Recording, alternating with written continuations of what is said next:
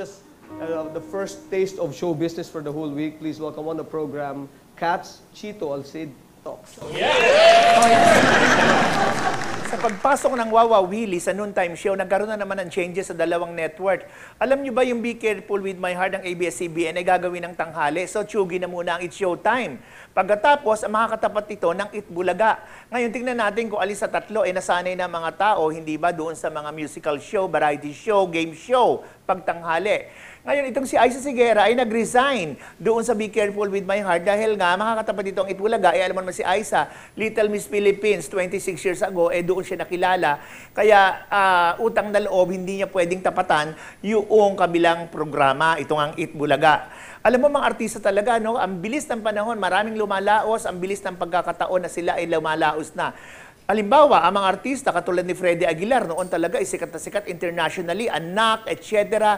Ano kaya nararamdaman ng isang artista kapag hindi na siya masyadong in demand, hindi na gaanong kumikita? Alam mo, sa palagay ko, magpasalamat na lang sila dahil natikman nila. Dahil hindi lahat nakakatikim eh. Kasi alam ko si Freddy Aguilar, hindi niya matanggap ang kanyang katayuan na hindi na masyadong big star na katulad noon. Kaya nga, mga artista dapat habang kayo ay kumikita, kailangan pagbutihin ninyo ang iyong future. Oo nga pala, si Bella Flores, ang batikang artista, ang premyadong artista na Sampaguita Pictures, ay kasalukuyan nakaratay dyan sa San Juan Medical Hospital. Dahil po sa kanyang sakit, no? Alam naman ninyo na ito ay merong karamdaman.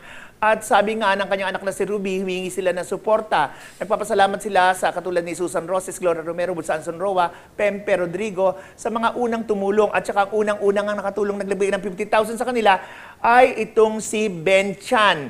Ngayon, ayun, nandun sila sa San Juan Medical Hospital. Sana po, 84 years old na si Bella Flores. Kaya sana, nauulyanin na nga Alzheimer disease, etc. Sana naman, guminhawa ang kanyang pangangatawan dahil talagang bedridden na si Bella Flores. Oo nga pala, birthday ng ating direktor, Badjo Kabawatan. Happy birthday!